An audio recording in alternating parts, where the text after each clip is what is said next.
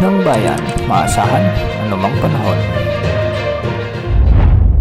Magandang araw po sa ating lahat. Narito lang pinakuling update sa magiging lagay ng ating panahon sa araw na ito at sa mga susunod na araw. Sa kasalukuyan, maraming weather systems ang nakakaapekto ngayon sa ating bansa tulad ng Intertropical Convergence Zone, shear line, northeast monsoon o amihan at ang easterlies. Samantala, unahin natin ang shear line na nagdadala ngayon ng maulap na kalangitan at kalat-kalat na malalakas na pag-ulan at kalat-kalat na pagkidlat-pagkulog sa Cordillera Administrative Region sa may Cagayan, Isabela, Quirino at Nueva Vizcaya. Ang mga lugar na ito ay pinapayuhang maging alerto sa banta ng mga biglang pagbaha o pagguho ng lupa, lalo na kung may mga katamtaman hanggang sa kung minsan ay malalakas na pag-ulan.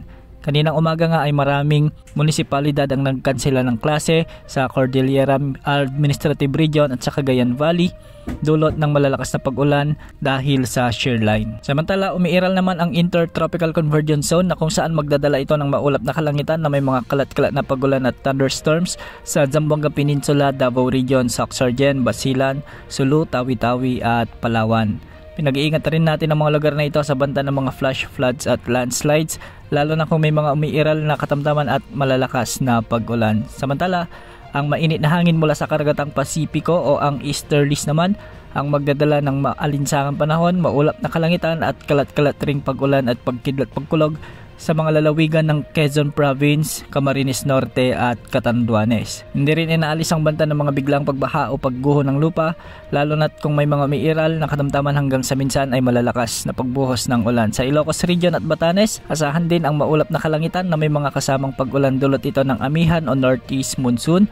Mag-ingat pa rin sa banta ng mga flash floods at landslides kung may mga umiiral na katamtaman at minsan ay malalakas na pagbuhos ng ulan. Samantala, para sa nalalabing bahagi ng Mindanao, magiging bagyang maulap hanggang sa maulap din ang mga kalangitan na may mga isolated rain showers and thunderstorms. Dulot ito ng umiiral na Intertropical Convergence Zone. Mag-ingat pa rin po sa banta ng mga biglang pagbaha at pagguho ng lupa dahil minsan may mga umiiral na malalakas na pag-ulan dulot ng severe thunderstorms. Sa Metro Manila at nalalabing bahagi naman ng ating bansa, asahan din ang bahagyang maulap hanggang sa maulap na kalangitan na may mga tsansa ng mga isolated rain showers and thunderstorms. Dulot pa rin ito ng umiiral na mainit na easterlies. Mag-ingat pa rin po sa banta ng mga biglang pagbaha at pagguho ng lupa, lalo na't kung may mga umiiral ding malalakas na pag-ulan dulot ng severe thunderstorms. Matataas na pag-alon pa rin ang ating inaasahan sa Northern Luzon.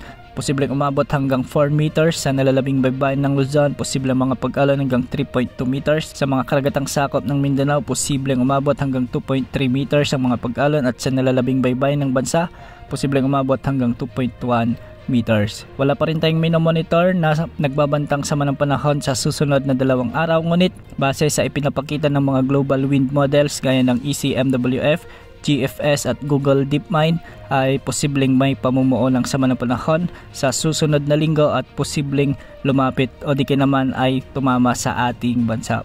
Base sa pagtataya ng iba't ibang global wind models ay nakikitang lalapit ito sa may Eastern Visayas at posibleng tawirin ito ang hilagang bahagi ng Kabisayaan o di naman ay sa may Southern Luzon. Kung sakaling maging bagyo nga ito ay tatawagin natin ito sa local name na Verbena. Ngunit dahil sa malayo at matagal pa, posible pang magbago ang outlook o forecast na ito. Antabayan na ng mga susunod na updates ukol dito. Yan muna ang latest sa lagi ng panahon. Ito pang weather update ng bayan, maasahan anumang panahon.